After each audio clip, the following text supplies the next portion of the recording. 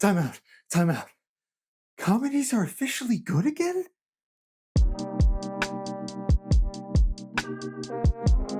What is going on? Because some of the best movies of this year are comedies. First there was Friendship, and then the Naked Gun reboot, and then Twinless last week, and now Splitsville. Comedy is kind of officially back, and it's good. Now let me preface this. Not really mainstream comedy. Naked Gun was a mainstream Hollywood comedy, but the rest of these have been indie comedies. And ladies and gentlemen, that is where humor has evolved. With these four movies this year, you get the broad spectrum of what we used to get with comedies.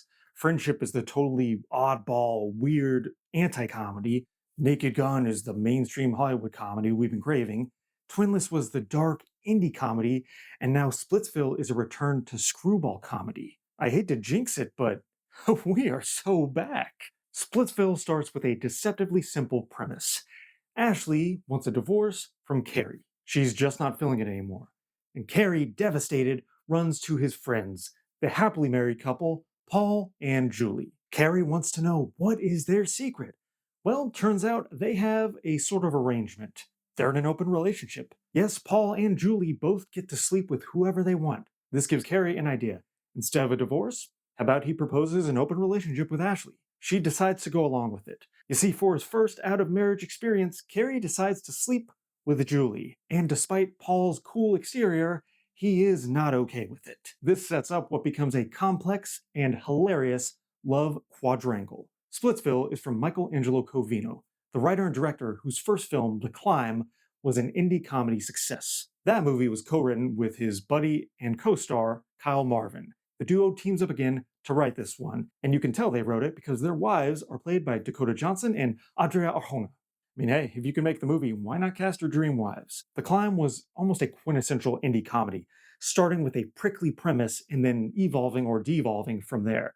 This is almost a bigger budget, a little more mainstream version of that. Because the catalyst for the humor and the disaster of these relationships is really a buddy sleeping with his friend's wife. That's really what sets up the screwball antics in this. And maybe antics isn't the right word, because this is a comedy that is always grounded in character. And whenever it threatens to get too wacky or implausible, it pulls back just enough, but not without sacrificing the comedy. This is actually one of the few romantic comedies I can think of that actually explores polyamory. It's a very contemporary subject and a very modern way of looking at relationships, but we've still largely been inundated with monogamous romantic comedies. And you know what? That shit is kind of out of fashion. The open relationships in this movie, pardon the pun, open the story up to new possibilities. And that also gives Covino a chance to really stretch his filmmaking. The Climb's filmmaking was classy but still a little staid, this movie finds clever and dynamic ways to move the camera. This is a great looking comedy and an incredibly well directed comedy. It's not just the long takes it has with these characters, it's also the editing choices, when to go wide, when to use a two shot, when to go in for close up. All of that highlights not just each individual character, but how they relate to one another. Covino and Marvin have a natural chemistry. You can tell they've been writing and acting together for a long time. And that means they have almost no vanity with each other. Marvin's almost in the vein of like Jason Segel in Forgetting Sarah Marshall or an early Will Ferrell character, where he's not just vulnerable on the inside, he's vulnerable on the outside. I mean, literally, we see his vulnerability in full display multiple times. And then Covino is so kind of self-deprecating, almost a Woody Allen type, but he plays more of an alpha in this who cares about money and the status of having an attractive wife. And with Dakota Johnson and Adria Arjona, they find really good foils for each other.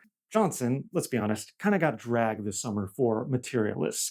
Johnson's laissez-faire, sardonic edge didn't really match that material. Here, up against these man children, she's pretty expertly cast. And it made me realize something. Dakota Johnson is way better as a supporting foil than she is as a leading lady. In a role where she doesn't have to carry the entire thing and be liked, well, she's actually more likable. And let me just get it out there right off the bat. Adria Arjona is the hottest actress in film right now, but she is also a true talent. And she is a genuine leading lady. She has that edge and sexiness and playfulness that would make her perfect for a Materialist or a rom-com going forward. She is just so good at playing the sexy wild card, a woman you think you have pinned down until she reveals new levels of eccentricity. In fact, the movie this most reminds me of isn't any recent comedy. It's 1969's Bob and Carol and Ted and Alice. Yes, it's a partner swap comedy from the 60s. A comedy that comments on kind of the silliness of monogamy and modern relationships, and how, if we let it, marriage can kind of trap us in not just ruts in our own lives, but make us think smaller in terms of how we relate to other people. That movie was way ahead of its time and a truly funny, underseen gem. Please seek it out. Splitsville carries the torch from it. It wants to be modern and messy and chaotic with modern, messy, and chaotic characters. A few weeks ago with Weapons, I mentioned how some of the best movies of the year are horror films. And now with this one, I'm mentioning how some of the best movies of the year are comedies.